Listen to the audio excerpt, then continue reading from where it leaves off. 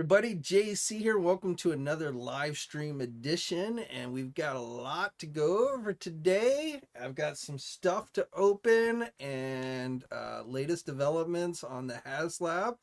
Plus, Mattel is going to be entering the crowdsourcing arena once again, this time with Masters of the Universe. So we've got the details on that new Eternia play set, which I'm interested to hear your guys' thoughts on. So before we get into all that, though, let's just take a quick roll call, see who is in the house. So we've got Quinn's Comics is in the house tonight. What's happening? Hope you're having a terrific day. Bob from Ontario. Mr. All Mine. Rick is in the house. Blade Runner. Michael, as always, is in the house. Articulated Doom is back tonight. Henry G. Oof. Tom is in the house tonight. What's up? Blake is in the house. Emergency meeting. Yeah, we're having an emergency meeting. We gotta discuss these things. Coco, Shumagorath. I don't know, man. Looking less and less likely, but who knows? Hank VP, what's up? Jay and what's up? Corn Viper, what's up? Hank VP, what's up? So it looks like we got a pretty good crowd in the house tonight. So yeah, so Hasbro looked like they felt a need to throw, I guess we might call it a Hail Mary pass this afternoon for their Ghost Rider Haslab by going on and showing us the Goblin Queen figure that they had teased during PulseCon. But I think the Hail Mary part is more that instead of making it the second stretch goal, needing more backers than the Mephisto, which was the first stretch goal that they showed us that needed 12,000 backers, they came in and said, we're going to give you Goblin Queen if this thing gets to 10,000 backers. So only 1,000 more than the initial minimum number of 9,000 backers that it would need to go forward into production. So was that enough? Is that going to really move the needle that much? It looks like it did a little bit. It did. The counters did start to go back up. This afternoon when they announced the Goblin Queen, the campaign had 5,369 backers. It's now up to 5,404. Still, got a ways to go. Still not back to, the number it was when it started to lose backers back on September 23rd. So I think, this campaign has a lot of issues, really with it at this point, as far as actually, the chances of it succeeding. It's got a lot of negativity surrounding it. A lot of people who, have claimed this is way too expensive and all that. I still put to you that at the end of the day, what it really comes down to is Hasbro made a poor choice in what they selected for this year's Haslab. They picked a Ghost Rider, a vehicle, Ghost Rider that's not nearly as popular as other, Marvel properties. And then when you look at Ghost Rider specifically, you divide it up even more with, how many Ghost Rider fans are actually a fan of Robbie Reyes and as opposed to, Johnny Blaze or Danny or what have you. So I think that's the biggest problem this thing faces. I think also the stretch goals are probably more appealing to more folks than the actual core product. So, but the problem with that is at this stage, I think most of us don't really think there's a big chance it's actually going to get to any of the stretch goals. I think that's why you're not really seeing the needle move when they show us the stretch goals at this point, because I think most of us are just like, yeah, that's cool, but honestly I don't really think there's much chance the project's going to get there. So I'm not going to back this unless I see these things are actually going to be included. So it's kind of like a chicken and the egg thing. Do I back it, or do I wait until I know I'm going to get the things that I want and then back it? And so, but I think most people are have decided they're going to wait and see. So, and because the core item, the Ghost Rider and the Robbie Reyes, the car and the Robbie Reyes is not really strong enough to pull in enough people on its own. I just think this thing has a perception problem, basically. And I think that's why they came out today and offered the Goblin Queen at only 10,000 backers, because they were hoping, people would think, well, gosh, this only needs 1,000 more backers than the minimum 9,000. Surely it can get to that. I'm going to back it now because I want the Goblin Queen. And then maybe then we'll even start to get close to the 12,000 and also get Mephisto. And there's probably a third stretch goal that at least was originally planned for this. Whether we ever see that or what have you, I don't know. But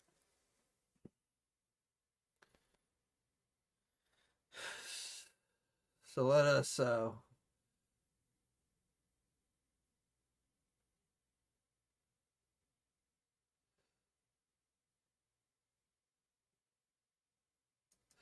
Sam Brock says a lot of influencers posting. Chuck says just Shartimus. I mean, I'll be honest with you. I don't think that has a huge amount of bearing on any of this. I mean, I saw a little bit of Shartimus's video, and he was sharing his thoughts, which is what we all do. That's cool, but I don't think many people are sitting there going, "Well, if Shartimus doesn't back this, then I'm not going to back it." And I would say the same thing about me. If I sat here, I mean, I have said this. I'm not really interested in this, and I'm not backing it. But I don't think that's going to change many people's minds. If somebody's decided they want this, and it's worth getting, they're going to back it, and it doesn't matter what anybody on YouTube says. So it's cool when people share their thoughts, which is what we're doing here. I'm sharing my thoughts about it, but I don't expect that my thoughts are going to change your mind really that much one way or the other. You might agree with some of my thoughts and you might be, yeah, that's why I'm not backing it too. Or you might disagree and you're like, yeah, no, I'm backing this because I really want this or what have you. But I really don't think there's that many people out there that go, let me go on YouTube and see if this guy on YouTube is going to back it. And if he's going to back it, then I'll back it. But if not, then I'm not going to back it. I just don't think it really works that way. Maybe I'm wrong. Who knows? Maybe there are people that are looking for people on YouTube to tell them what to do. I hope not, but I guess I can't sit here and say I can speak for everybody on YouTube. Now, for the Goblin Queen, I do feel like Hasbro missed an opportunity here. So let me flip over to the live screen here. And Goblin Queen is essentially an evil clone of Jean Grey. And the idea behind her, and I didn't create the character, so don't get mad at me because I'm suggesting this, but the character was created to be very very seductress, evil type version of Jean Grey. She had a very skimpy outfit.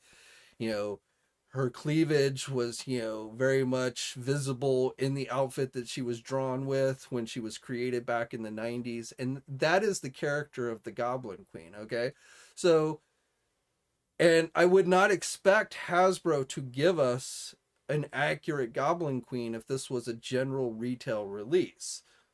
The way she was drawn, at least back, I haven't, I don't read a lot of modern comics, so I don't know how she's really drawn these days. Though I've seen some cover art with her in it. She still looks pretty much the same as she used to. But,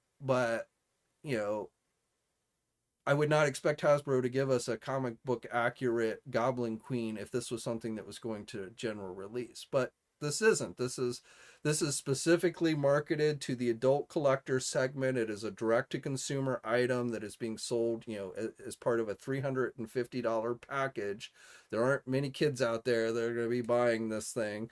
So, this is 100% adult collector. And so that, just like with the Mephisto, where I tend to believe Hasbro when they say this is Mephisto's not a figure that they could get out at regular retail, I feel like Hasbro could have given us a comic book accurate Goblin Queen through this Haslab campaign. So,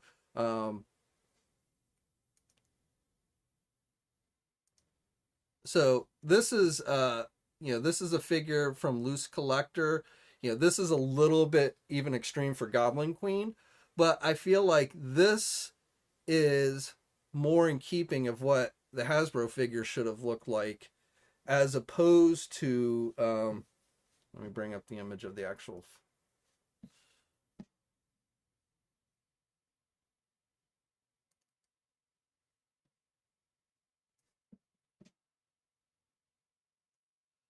So, this is like the this is not even PG-13. This is the PG rated version of Goblin Queen, in my opinion. Now, again, it wouldn't have to be this extreme as the figure here on the left, but it should definitely, this figure through Haslab should have more of a bearing to this figure than what you would see at a figure that was released at regular retail. So I feel like had Hasbro given us a more comic book accurate version of Goblin Queen, that would have maybe moved the needle a little bit more. um I really do feel like they kind of missed the mark there.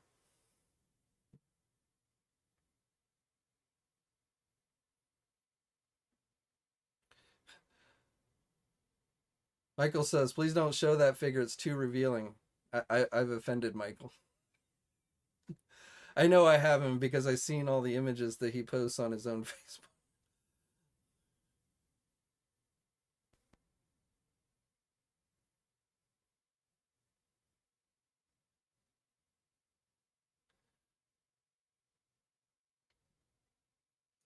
Blade says he uses the Hellfire Club Jean Grey as the Goblin Queen, so I don't know why comments aren't showing up there, but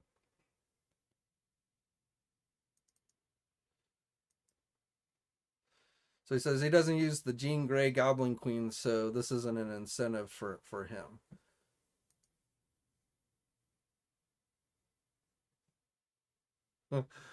Corn Fiber says it should come with swappable breastplates like the loose collector, which does.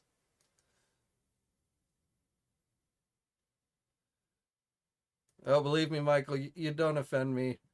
I don't offend that easily.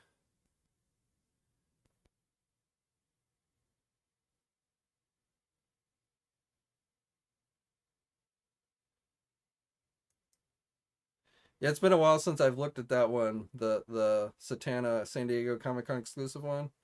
But Hasbro used to make their figures a little more voluptuous, in that area. And times change, so I understand that for a regular retail version of a figure. I understand that. And I guess and I'm sure this is the reason why we're not getting that kind of figure, because that would have required Hasbro to go and make a completely new sculpt, or at least a midsection sculpt, which they would only be able to use for this figure. So I'm sure it's not about it being rated R or anything like that. It's more about that for them to do a comic book accurate version of Goblin Queen like that, it would require a new sculpt. Now, I guess you could argue that you could take this figure and just, I mean, the underside of the outfit is just paint, so I guess you could have left that unpainted. Um, and I don't know how that would have looked, to be absolutely honest. But I feel like to really give us an accurate Goblin Queen figure, it would require Hasbro to essentially make a completely new female midsection piece that they really wouldn't be able to reuse on other figures. So that's probably why they didn't do it.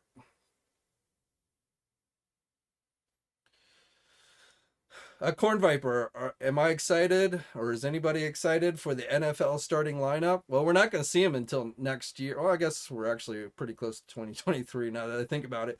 But I mean, for me, no. But I'm not into sports figures, so whether it's NBA, NFL, Major League Baseball, I'm sure we'll get Major League Baseball at some point. But for me, I'm just not interested enough into sports figures, and especially at the prices of starting lineup figures are going, they personally don't do much for me. But I'm sure there are plenty of NFL fans out there that'll be interested in seeing what Hasbro does there. You know, my football team sucks, and as I predicted on last or this weekend on Saturday, my team got destroyed on Sunday. So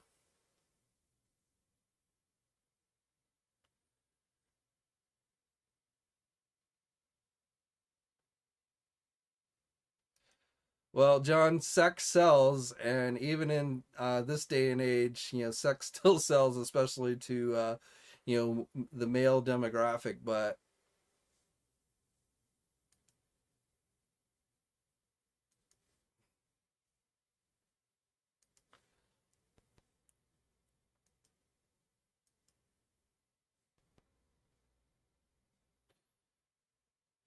so now, on top of the Hasbro Haslab, we now have Mattel entering the crowdsourcing arena again. Last year they did the WWE ring, but this year it's the Masters of the Universe New Eternia playset for the Origins line. So that thing's going to have a whopping $550 price tag plus $50 shipping. So basically $600. It's going to cost you to get that playset. So I'm curious to know, what people's thoughts are on that particular item. And, I have not been tuning in to see the comments if people are, saying this is way overpriced or what. I'm sure they are. But this thing's going to need 5,000 minimum backers. If it gets to 5,000 by what's the date? October 19th. So it's going to launch on October 12th, the campaign on the Mattel Creations website. And so you're going to have about a week for it to get to 9,000 or 5,000 backers if you want the King Grayskull figure, the Origins King Grayskull figure. So that's the early bird for this one. And I don't know. This is a pretty big playset. I've seen the original. I never had the original. I've said many times I didn't really collect Masters of the Universe as a kid. So, but I've seen it set up. I've seen the original set up at like vintage toy stores. So it's big. But I've never been a fan of this playset. To me, it's big. It takes up a lot of room, but there's a lot of empty space in it. It's essentially 3 columns with this monorail that goes around the top of it, right? I mean, you got some features on it and stuff and a few, but it is not like a full-on playset. It's these 3 columns that are connected by this monorail. So there's all this empty space. It takes up a lot of room, but there's all this empty space to it. And like I've just never personally been a fan of this playset. So this is an easy pass for me because it's just not a playset I've ever been that interested in. I would, I'm like many who are like, I would have much rather seen a Snake Mountain playset, though honestly, I'm hoping Snake Mountain gets released at regular retail. I'd rather, for the Origins line, I'd rather see, retail playsets like the Castle Grayskull they did. I'd rather see them do Snake Mountain at retail as opposed to do something high end on the Mattel Creations website as a crowdsourcing project. So it'll be, we won't get an idea until next week when it launches, but it'll be interesting to see, how that thing does.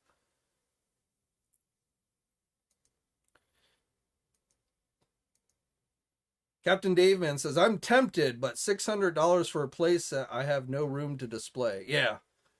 And that's another thing with all these things. I mean, with a lot of us, it's not necessarily the money, it's more about the space. I mean, I'm not going to buy something if I don't have the space for it. So even if I like this playset, I really wouldn't have the space for it. That's why I didn't get the classics Castle Grayskull or the Snake Mountain playsets, because I really just didn't have the space for them. I thought those were really cool playsets, but again, I just didn't have the space for them, so I didn't get those.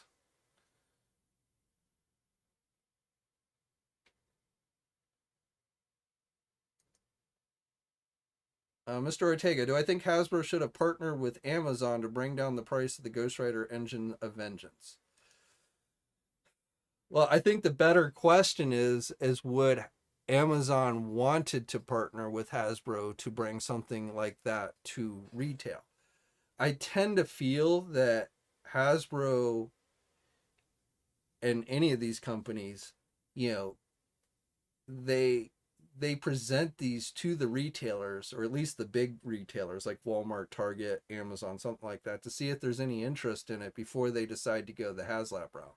Because if, Amazon were to sell it, or if Walmart were to sell it, or if Target were to sell it, they would Hasbro would make a lot more money. I know people like to sit around and say Hasbro's, making all this money from these small little projects, but I think people who say that really don't have an understanding of, how many units that they actually end up selling when the big, boy retailers carry the item. So if they could have gotten this out to mass retail, Hasbro would have likely made a lot more money from it, and therefore I don't think they would have hesitated to not go that route.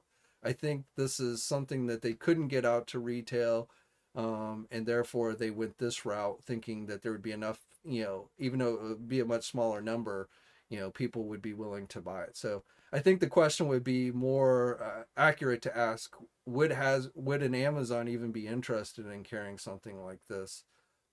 Not whether Hasbro would, because again, we all know Hasbro wants to make money, and there's more money to be made when a large retailer like a Walmart or Target or Amazon carries it than if they're trying to sell it directly through Haslab.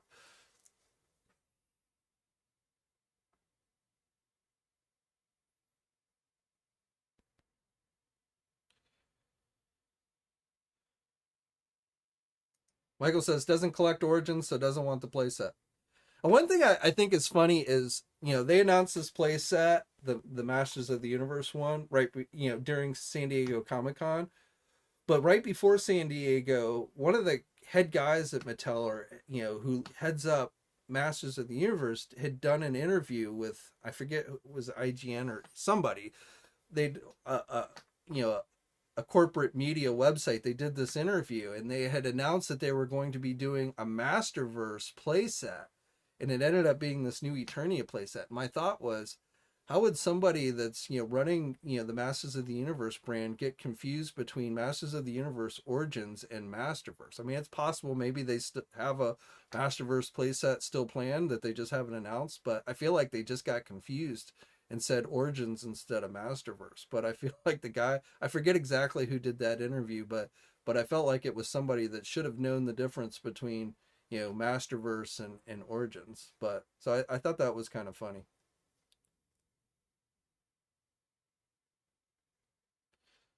Horn Viper. Monster High figures, those things sell like hotcakes. You would be amazed at how popular those things are. Not my thing, but Monster High is major popular.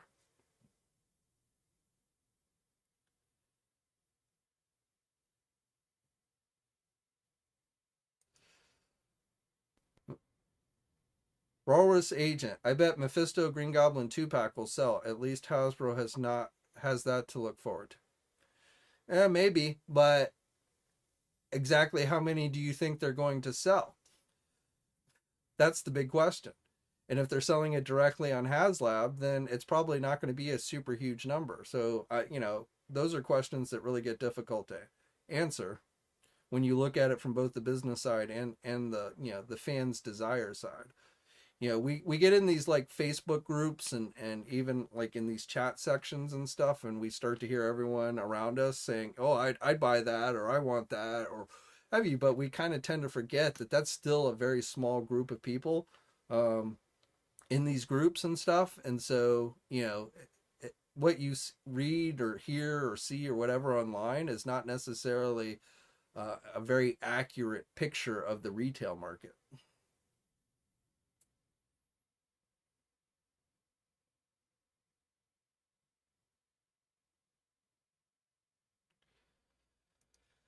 Blade Runner says, I think odd parents having problems with figs like Vampirella, yet sexualized teens like Monster High, no problem.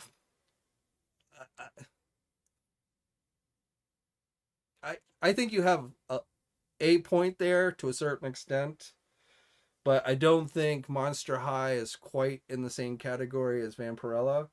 But yes, we do, again, sex sells. So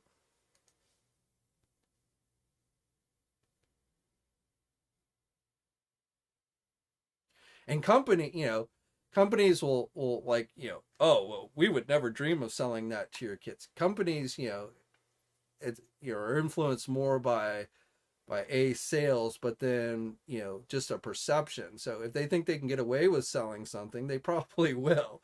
But if there's like a negative, I mean, this is getting out of my realm of, experience, kids products and things like that. So, but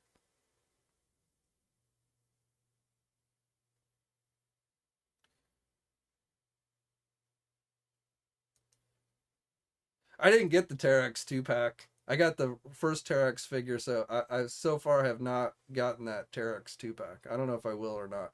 The other the other Herald in that set isn't one I was like super dying to get, so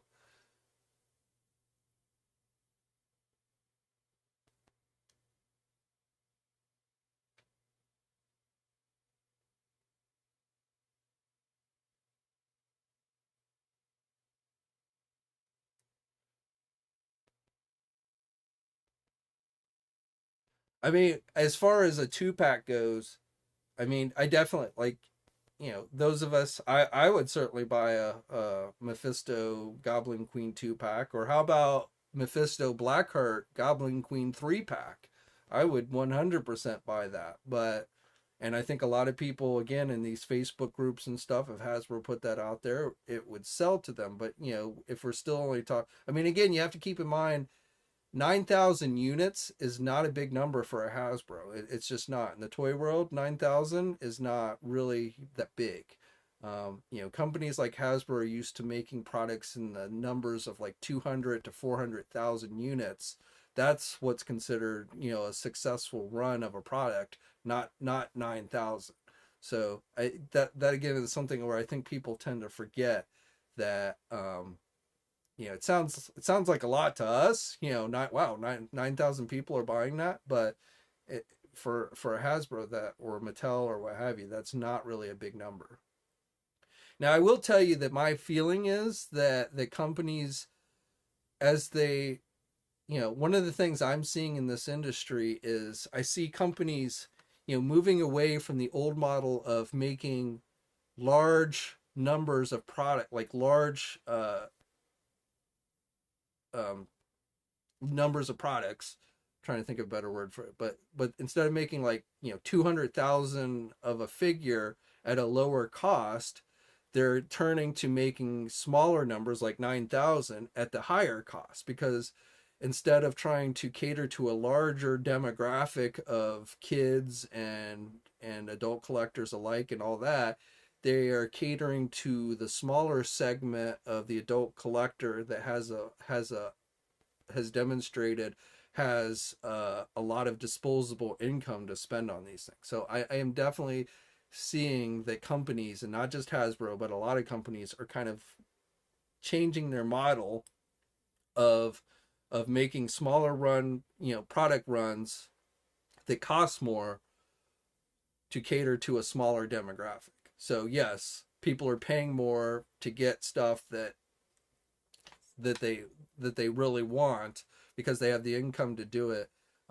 And that means that some others are getting left behind, and I think that's where you see this division in the fandoms, where people get upset when companies come out with these high end, high expensive products, that they really can't afford to buy. But I definitely feel like companies, and my guess is probably the thought process is prices are going up no matter what we do. Inflation is a real thing, and as prices continue to go up, people are going to become more selective in what they buy. So instead of trying to appeal to those people that likely are going to fall away from the hobby anyway because of the rate, just the regular high prices, let's focus more on those that have the larger disposable income and cater to them more. Is kind of what I feel like is what's happening here in the industry. Now today Hasbro had their investor day thing, really for stockholders and stuff, but it's something they put out to the public. So I don't know, it's pretty boring overall listening to that stuff, but Hasbro was saying things like they're looking to increase their profits, you know, 3 times their profits in the next 3 years, or I'm sorry, what they said was they're hoping to increase their profits by 50% in the next 3 years.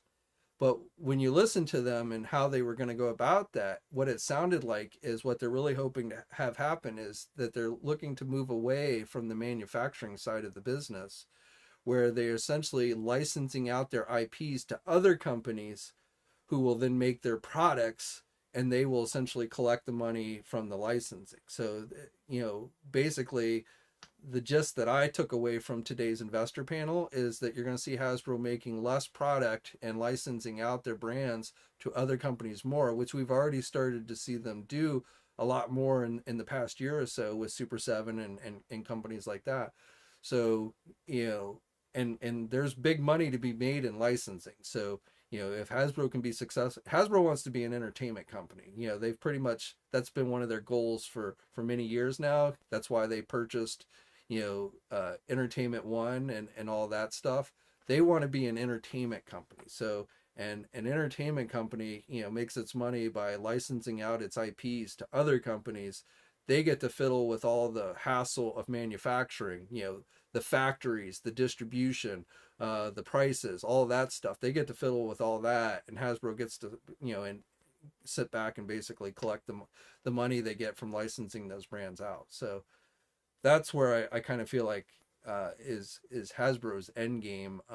Whether they're successful in accomplishing that or not, I don't know, but I feel like that's kind of where they're heading.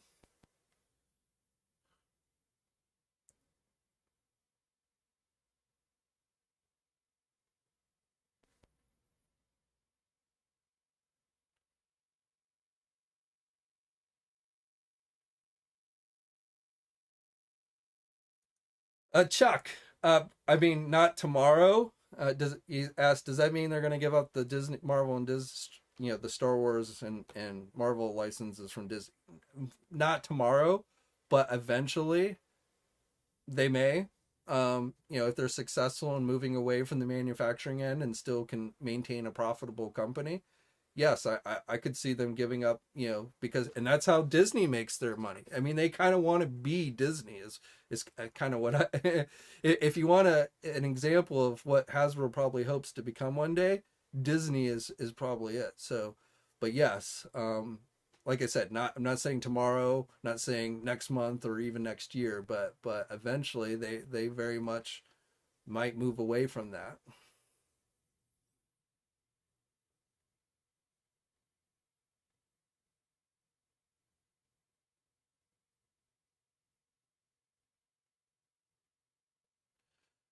Well, here's the thing, Corn Viper. If NECA was willing to pay Hasbro the money to, well, first of all, Hasbro needs to license what out to NECA? So, I mean, Hasbro doesn't own Marvel, so Hasbro can't license Marvel Legends out to another company. Only Disney can do that. But like G.I. Joe and Transformers, Power Rangers, those are all brands that Hasbro owns. So, yes, as we saw with Super 7, um, who are making Power Rangers, Transformers, and GI Joe figures. Um, they could do that for NECA, and if NECA wanted to make those figures, I'm sure they could approach Hasbro and discuss that. But the question is, would NECA be willing to pay whatever Hasbro wants to charge them to do those licenses? And especially while Hasbro is continuing to make their own products, that's probably a lot less lucrative. But you know, those licenses probably don't come cheaply. So the bigger, I'm sure, if NECA really wanted to and was willing to pay Hasbro the money to make those products, they probably would be able to. The question is whether NECA is willing to do that, and whether NECA feel and NECA's looking at it.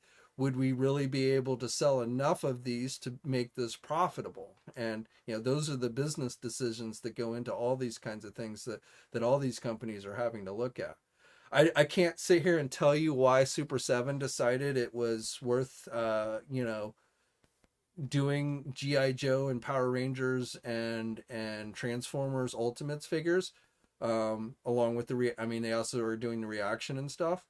but I've got to assume that they worked out a deal, with Hasbro where they were, able to, a fairly decent chance of being able to come out on top and making a profit by doing those licenses. But what exactly was worked out between those two companies, I can't say. But as far as NECA, I'm sure NECA, if they wanted to, could approach Hasbro about making products. It's just whether Hasbro would be willing to give them a good enough deal that it would be worth NECA doing it.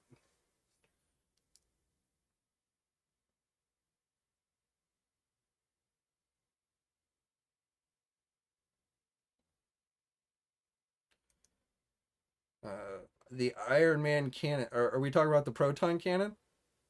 I certainly, I don't know if it's ever appeared in the comics. It may have, but I think when we look at that proton cannon, at least those of us that grew up in the '90s, we think of that from the Capcom games. Now, whether Capcom probably pulled it from the comics, I don't know, but if you ask anyone about that proton cannon, uh, I think their first thought is going to be the Marvel, Capcom games.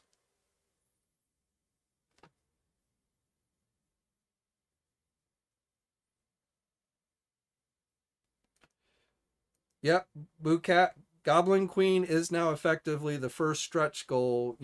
Basically, Mephisto moves into the number 2 spot, and Goblin Queen is now the number 1 stretch goal. So if it gets to 10,000 backers, you'll get Goblin Queen, and then it would need another 2,000 backers on top of that to get to Mephisto. But at this point, again, the perception is with a lot of people, I think, is this thing even going to get to 9,000 backers? And right now, honestly, my feeling is it's not. Now Hasbro's going to have this thing, the Ghost Rider thing, on display at New York Comic Con this weekend. It's going to be on display at the Marvel booth. Hasbro does not have their own booth at New York Comic Con, but they have said that the Ghost Rider Haslab will be on display at the Marvel booth. So they're going to be there trying to essentially, talk this thing up and show it off to people and hope that when people see it in person, they'll be more, likely to back it and stuff. So, that's another thing we're going to see them do with this, and we'll see how well that works for them.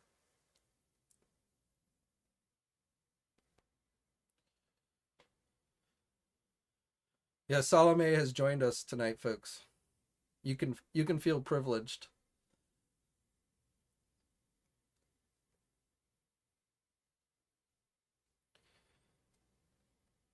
All right, so I got a couple things here I want to open up tonight.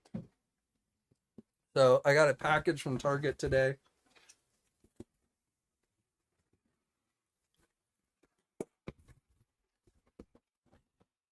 Big box.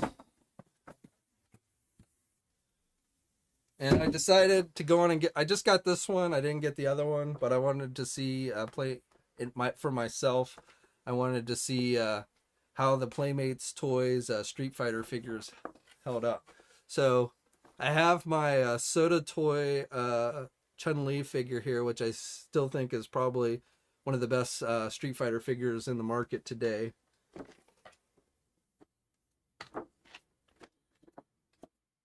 And I thought we'd open this up and take a look at Chun-Li, and I'd share my thoughts.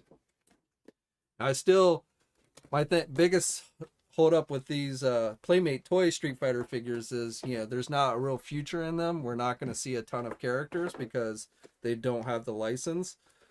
They got special permission to do these Turtle versus Street Fighter figures, but Jada Toys is the one that had here in the U.S. Storm Collectibles, obviously. But Jada Toys is the U.S. company that I believe now holds the Street Fighter license. So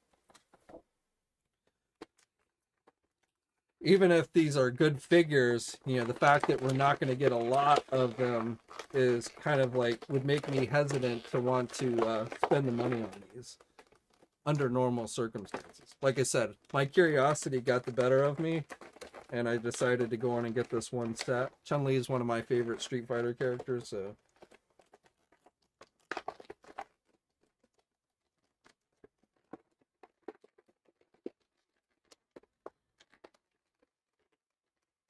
All right, well, that's not good.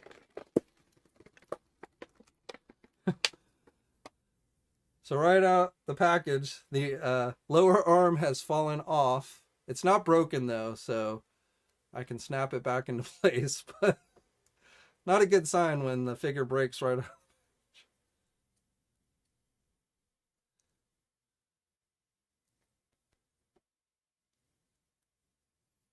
So this plastic is really soft, so it looks like it bends out really easily. So that's why the arm came off. So again, I can just pop it back in. It didn't break, but I'm not going to look at the turtle figure. You know, I didn't get it for the turtle figure, so.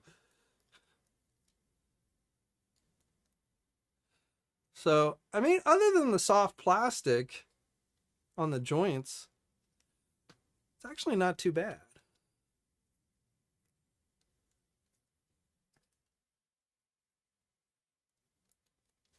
So, this is the original Soda Toys one put out years ago. And this is the modern Playmates Toys one. So, they're about the same height. So, they're pretty comparable in that way. The Playmates Toys is a little bit taller and also just a little bit I don't know what the right word is, but like the Soda Toys one is thinner. So actually, you know, again, this is still a great figure that was made many years ago, but I actually think they did a pretty good job here. It's got double jointed knees. It does not have a boot cuff swivel. It does have ankle pivot. You can do the splits pretty good. It does not have a midsection joint, like an ab crunch of any kind. It does have a waist swivel, but no bending or anything in the midsection. Doesn't have a whole lot of head pivot. You can rotate the head, but you don't get a lot of up and down movement. The arms, the shoulders, that's about as far out as you can get it, so it's a little limited there. You do get a bicep swivel. You do get double hinged elbows, so that's pretty good. You get the hinges on the hands. So other than, you know, lack of movement there in the midsection for a character like this, that, you know, I won't say that's not important, but still, this actually is a fairly decent figure. And the paint apps, you know, they're basic, but they're not bad. The face, you know, looks pretty good. So again, very soft plastic here in the joint section. So, you know, this lower arm just fell right out from the package. So that's a little bit of an issue, but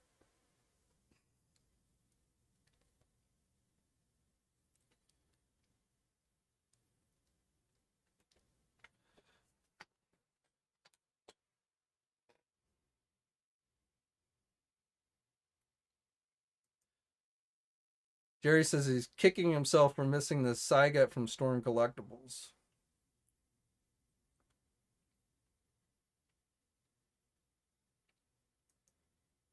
I think the face is fairly solid. On mine at least. Yeah. I think I have no complaints with the face on this one.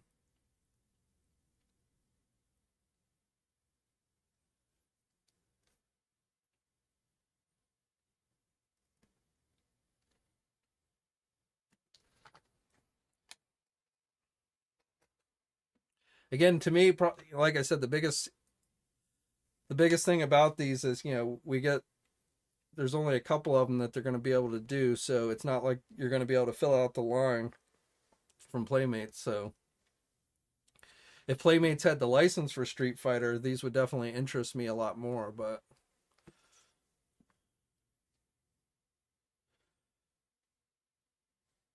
oh snap, how does it scale to Marvel Legends? I don't have a female Marvel Legend handy, but I have my US agent here handy, so yeah, I would say it scales pretty good. I would expect US agent to be taller than Chun-Li.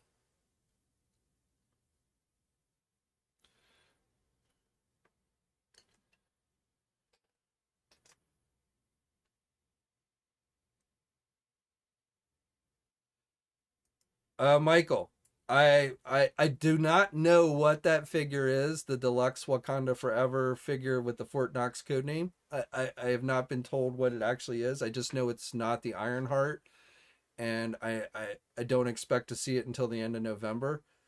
The Black Panther that we saw in the trailer, I'm not sure how you would make that a deluxe figure. So I feel like while I would feel like they would definitely do Black Panther in figure form, again, I'm not sure how they would justify it as a deluxe figure. But seeing we only saw it for 2 seconds in the trailer, there might be more to it than what we realize. So I don't know. Um, yeah, that's my answer to you, Michael. I honestly don't know. Yeah, I mean, again, pretty good job from Playmates, but I mean, now if you really want the turtle figure too, then it's probably worth getting, even though you're not gonna be able to fill out a lot of your Street Fighter characters. But if you feel a need that you need another turtle, then this set definitely might be worth getting. But if it's just a Street Fighter, well, I think actually Playmates did a fairly decent job here. No effect pieces or anything like that. So you don't get anything like that, but I would probably recommend waiting and at least wait and see what Jada Toys gives us. I mean, maybe the Jada Toy figures won't be great, and we won't know until they actually get released. But did I get any of the Street Fighter SH figure? I did not. They didn't impress me that much, and for the price, I ended up passing on all those.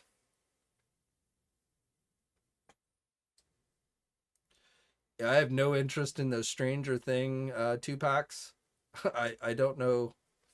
Yeah, I'm not. I like the series, but I'm not really into action figures for Stranger Things. I picked up like the McFarlane ones, um, a few of those, but yeah, I'm passing on the Stranger Things Turtle 2 packs.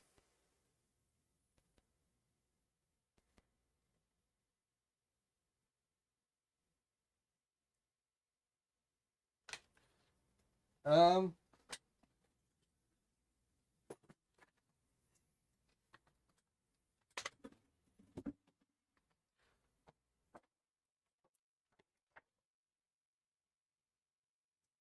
I forget. I think they announced the other 2 packs. The 2 packs on the packaging just show the Ken versus Leonardo and the Chun Li versus Michelangelo. But I think they did announce the other two. Let me.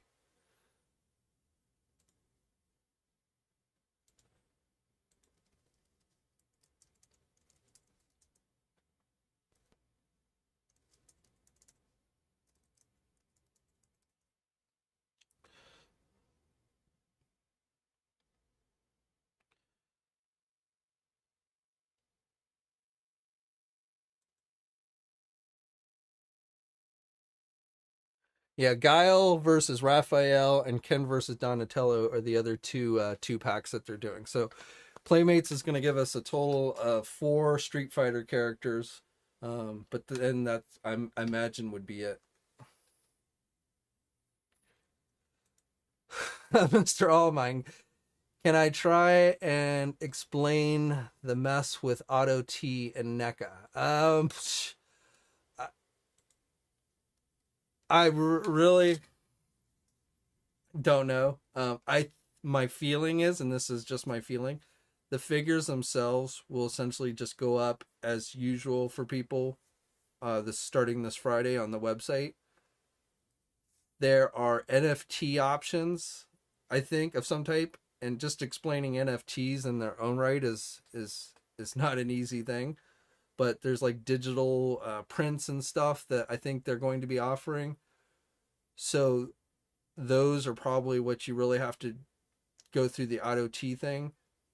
So again, that's just my feeling. I won't say this 100%, but I feel like for the if all you care about is the figures themselves, those will be available on the website just like all the other collector con stuff.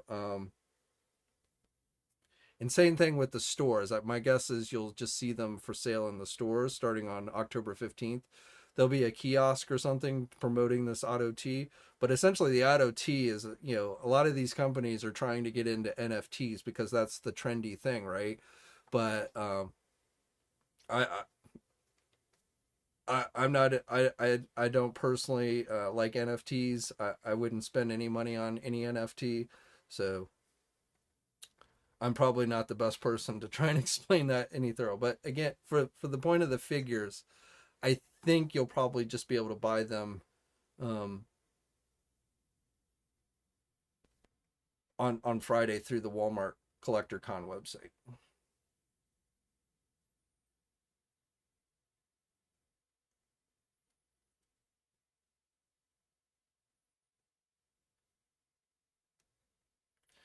Receipt, yeah, but it's not just the JPEG; it's the unique JPEG, so that you can demonstrate it's yours and yours alone through blockchains or some other stuff like that.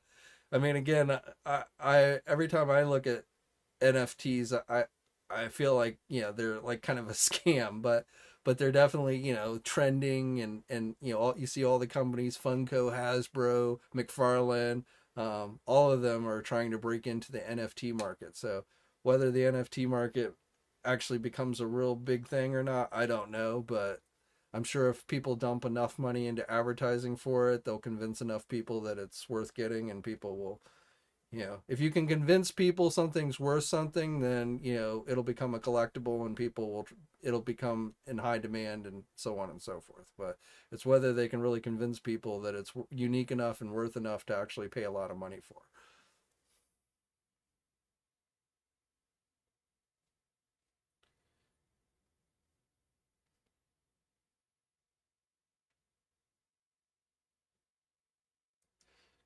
Christopher, go Google it, because I don't even remember what the actual NFT stands for, but Google it and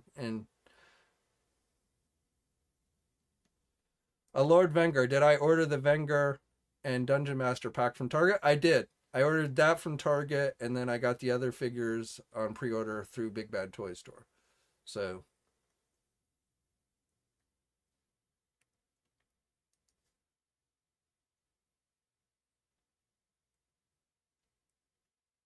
all right. So I got one more package to open up here. So my latest Loot Crate package has arrived. It just arrived today, I believe. This has. I lost my scissors. I believe this has the Donatello the Dark figure in it. And I've lost track. I think this was supposed to be the final regular figure released.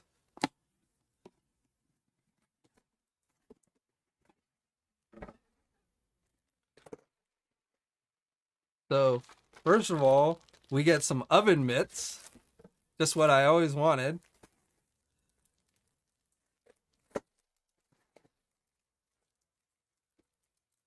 I get a license plate for the party wagon. How many of you are going to put this on your car?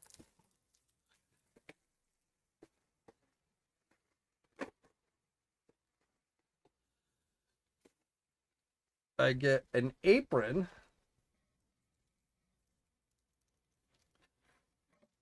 So, yeah.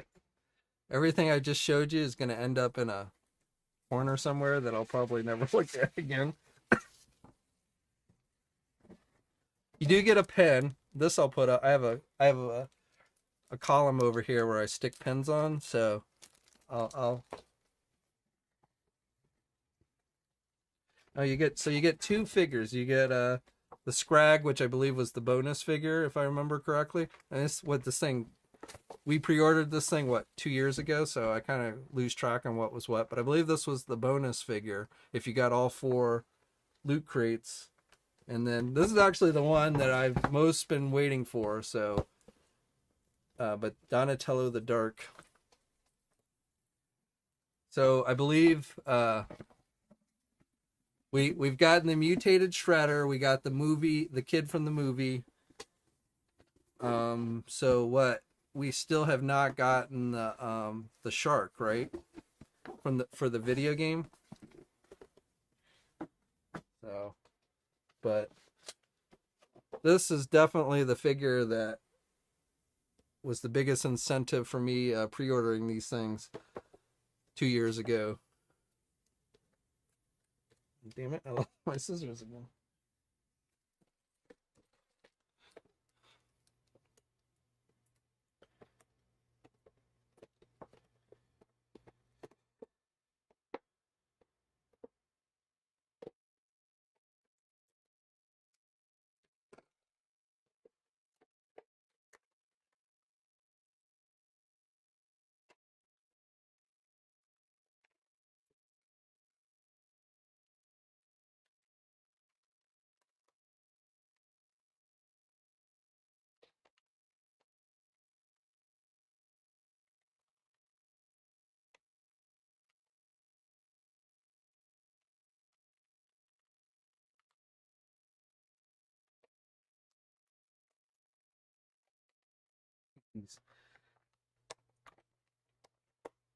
These little rubber band things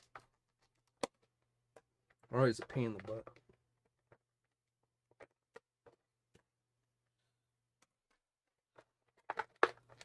So Salome's over here chewing on the tie for the apron, so she's really enjoying the apron apparently.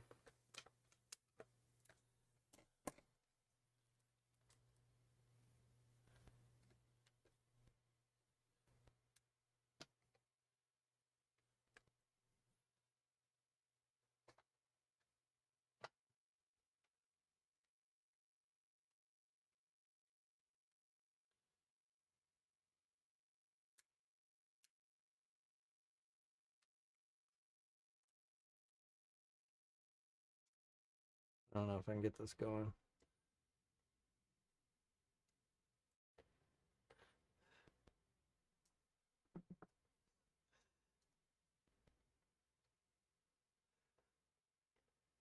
So yes, the apron is a hit with Salome. So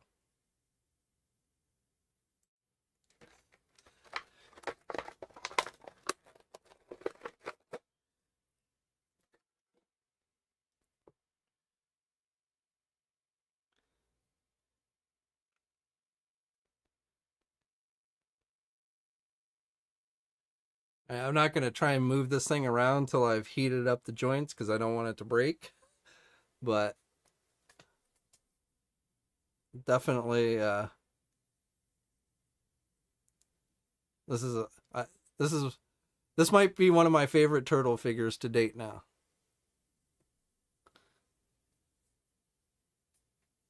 So 2 years in waiting, but it was worth the wait. Good things come to those who wait, right?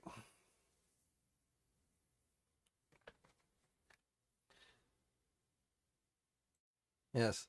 Salome is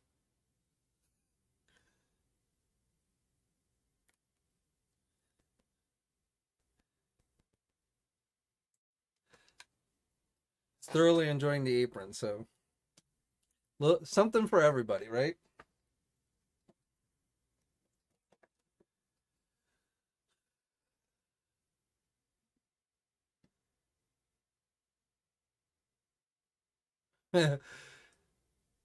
it's only accessories that I have to worry about with Salome. If I'm missing an accessory, then Salome is the first person I go to.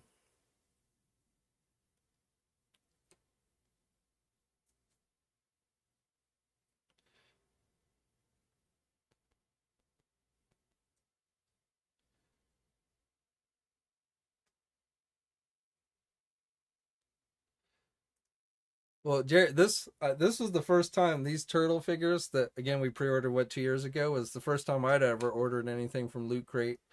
Probably be the last time I order anything from Loot Crate. I'd be kind of surprised if they even do any more NECA turtle figures through Loot Crate, but I guess we'll see. But I definitely am digging the Donatello the Dark. It's got the wire cape, so like I said, I don't want to move it too much because, with NECA you never know, and so you got to heat up the joints. It comes with a turtle communicator, it looks like, or a turtle of some type, and maybe what is this?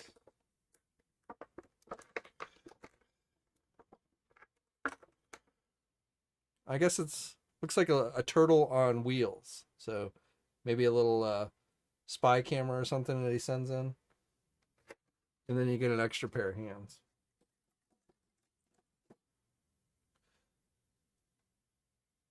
I guess.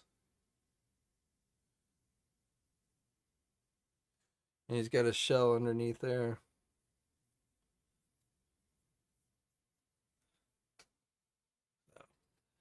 Definitely cool figure. Oh snap! Well, that's what I was just saying. I would be surprised if we saw NECA do more figures through Loot Crate, at least turtle figures. I know. I think it was PowerCon at the PowerCon panel. I believe Randy had said that if it was up to him, they wouldn't. So keep in mind Randy is not the owner of the company, so it's not he doesn't make the final decision on that kind of thing. But Randy definitely seemed against doing any further figures through Loot Crate. So I tend to think that this round of turtle figures might be the last. Though you never know. I mean, yeah, but at the very least, they're going to probably wait until they get all of these turtle figures out to people. And we still got one more. There's still one more that they need to get out to folks. So,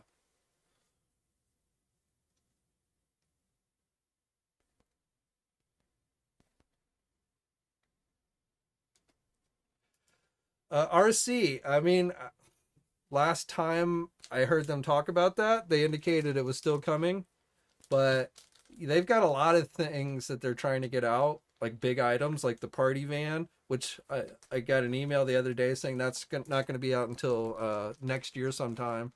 The turtle party van. They've got the sewer dioramas, which might be going up for pre-order here fairly soon. I know they were talking about around New York Comic Con time putting those up.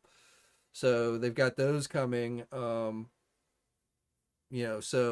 I mean NECA's still a fairly small company, so it's probably not easy to get a bunch of large items out at the same time. So I think he's still planned, but when exactly we will see the Jaws, I have no idea.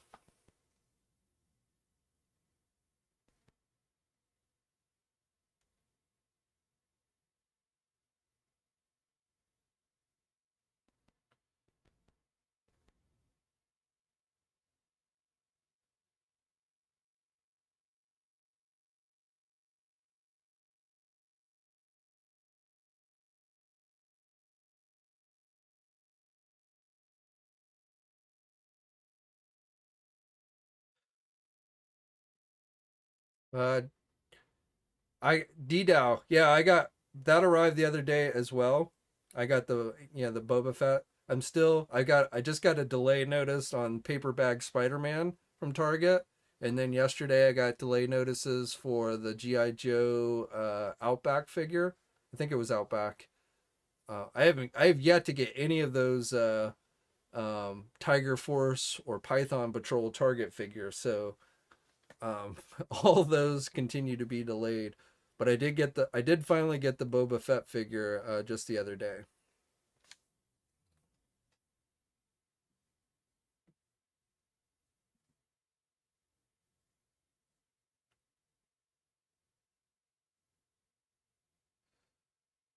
Martin, is Hasbro Pulse getting more? What's his name? I assume you're talking about Serpentor.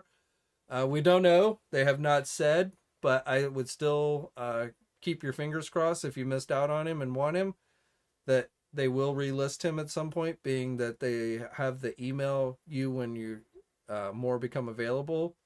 on there. That says to me probably they will do more. RC, I did pre-order from Walmart the lizard figure. I've not gotten it, but yes, I do have that on pre-order.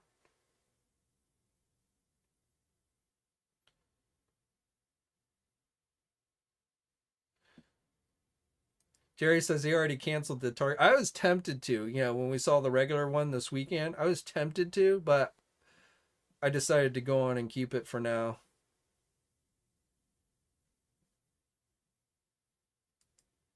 John, I saw people getting notifications about Stalker, which is cool. I'm hoping, Big Bad Toy Store gets in Dusty and Zorana fairly soon here.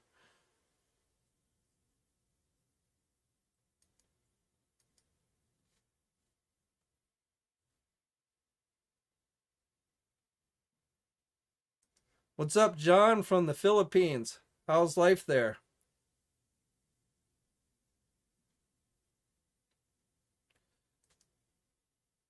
It's Serpentor.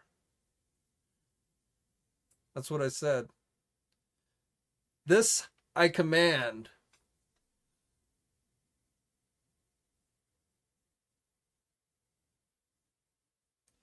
Are you talking about the artwork that they released yesterday? Yeah, that is pretty cool.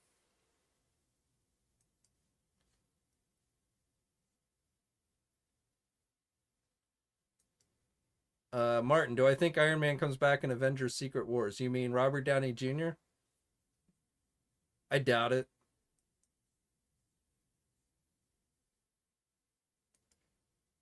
Paul, Viper 3-pack shipping notification. Awesome. I honestly, I don't think I pre-ordered that one. I felt like I had enough Vipers already, so I don't think I got that one.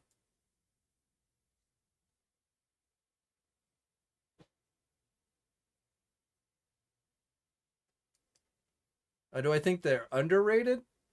I think they've been pretty most of them I think have been pretty popular. So I don't have all of them. I do have Shocker, but which I agree is not a bad figure.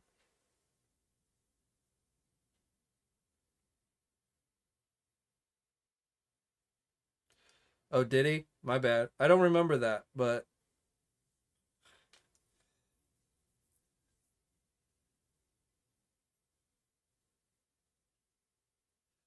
how do you mispronounce Serpentor? I mean, assuming you grew up watching G.I. Joe.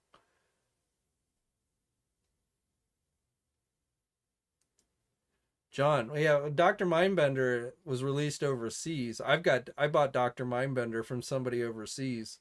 So I already have that figure. I have one on pre-order. I was able to get one on pre-order, so I may end up giving away the second Dr. Mindbender, the one from Hasbro Pulse when it arrives. So, that might be a future giveaway.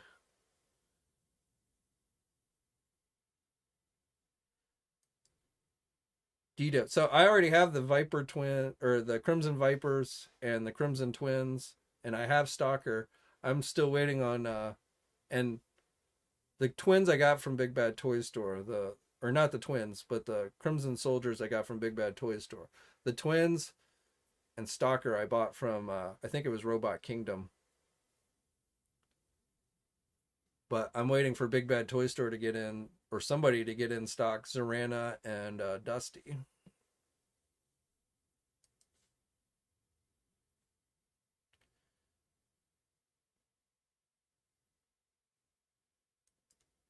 Do I think we'll see the bad guys from the G.I. Joe movie? I assume you mean Cobra Law. Do I think they'll do classified? If they did Cobra Law figures, I think it would be like a future San Diego Comic Con exclusive type deal. I don't think they would do Cobra Law guys as regular retail releases, but maybe as a future, summer exclusive box set or something, I could see them maybe doing that.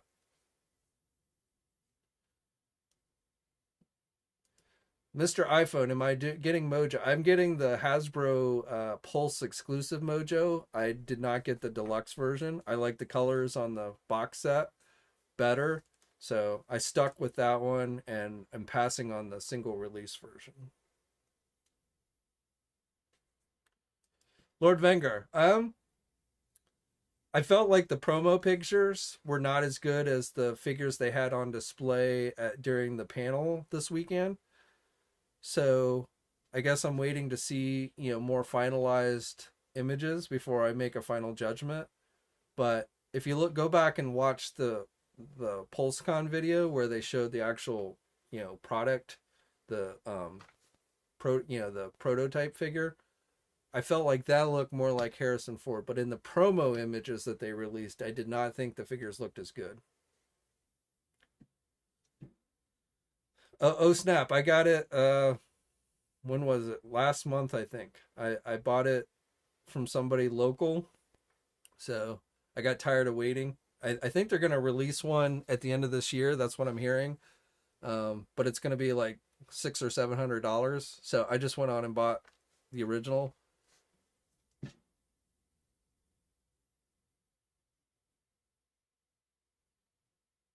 Um, Dragon's Lair should be more on display. Yeah, Dragon's Lair. I'm gonna do a video here soon where we go over these. I'm waiting for my Marvel vs. Capcom 2 cabinet to arrive. I've got that on pre-order from Best Buy, so I think that's gonna arrive at the end of the month. Excuse me, but and I still haven't decided what I'm gonna do with the first cabinet, but and I had to get my Tron fixed. The spinner broke on my Tron for no, it just stopped working. Fortunately, Arcade One Up sent me a replacement part without really any hassle, so I was able to switch it out. But for some reason, the spinner on my Tron just stopped working, and I had to have that replaced.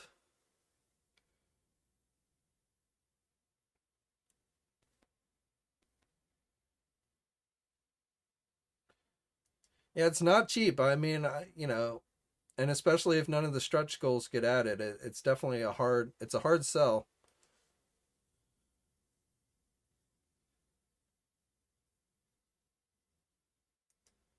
Well, we're definitely getting Marion. She was announced this week. She's part of Wave One.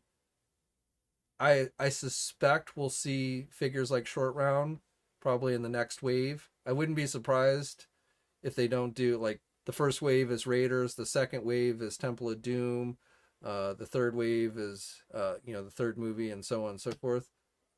They could pass on the fourth movie, which I thought sucked, but they probably will still do figures from the fourth movie as well, and then they'll go into the new movie, is what I'm kind of thinking they're going to end up doing.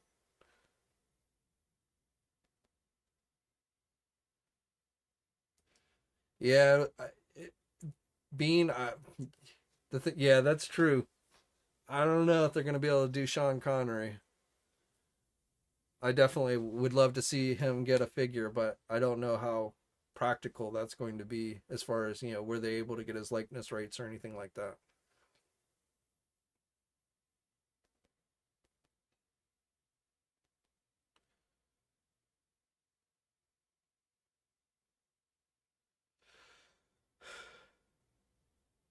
Did anyone the Headless Horseman figure? I was so tempted on that one.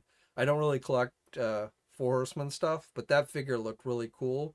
But it was $140 and my space is limited, so I figured I was just gonna end up it would just end up sitting unopened somewhere. So I ended up passing on it, but that figure looked really good. I don't, Mr. Allman. I'm kind of waiting like you. I'm still pissed I missed the Shazam figure. I'm hoping the Shazam figure gets is available again this weekend during Pulse or during Walmart Collector Con. I keep checking every day to see if the Shazam becomes available, but I don't know when Target is going to put those figures up on their website.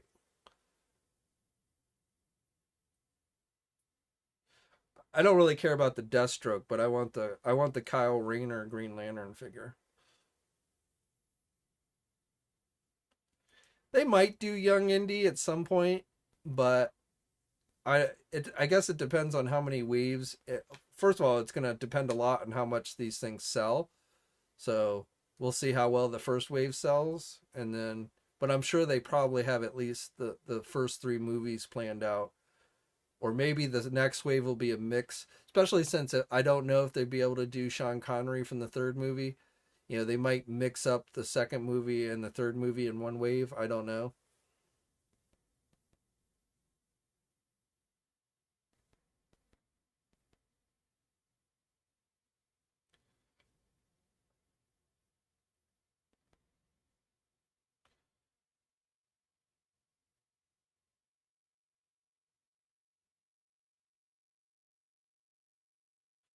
Thanks, Snap. Yeah, I did. I got the. I did pre-order the Marvel vs. Capcom 2. Blade Runner says thinks YouTube killed your comment, Cordon Viper. I'm not sure which comment he's talking about, but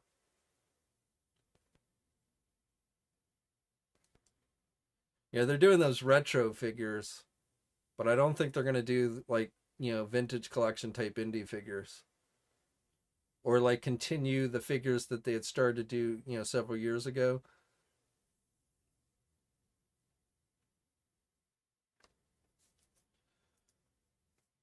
Hey, hopefully, I've seen a lot of pictures of people, of end caps filled with those figures. Now, I went to Target last week and I didn't see a sign of any of them. But hopefully, if they don't get up online, hopefully Target will have them and be fairly easy to get.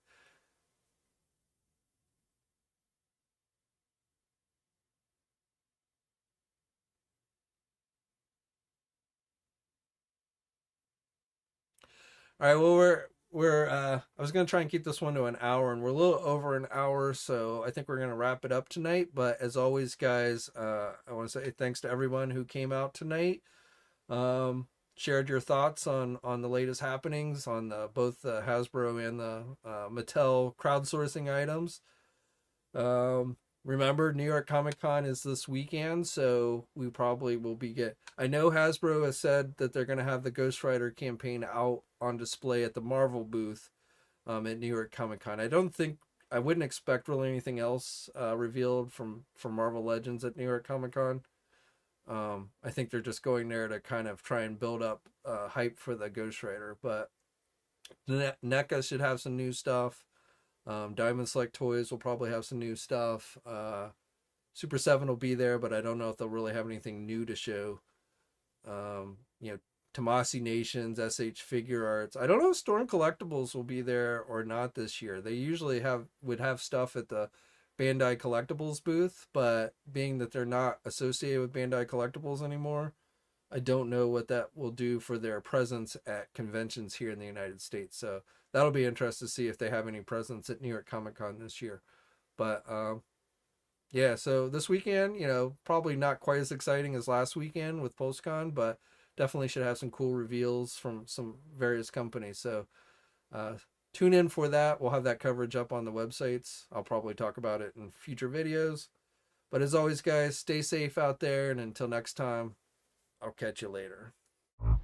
Hey, thanks for watching today's video, and be sure to subscribe to the channel if you haven't already, and hit that bell notification so alerted every time I upload a new video. And be sure to head over to the Toy News International and Marvelous News message boards communities. It's a great place to talk toys and win cool contests like $100 store credits to Big Bad Toy Store. And remember, action figures are great.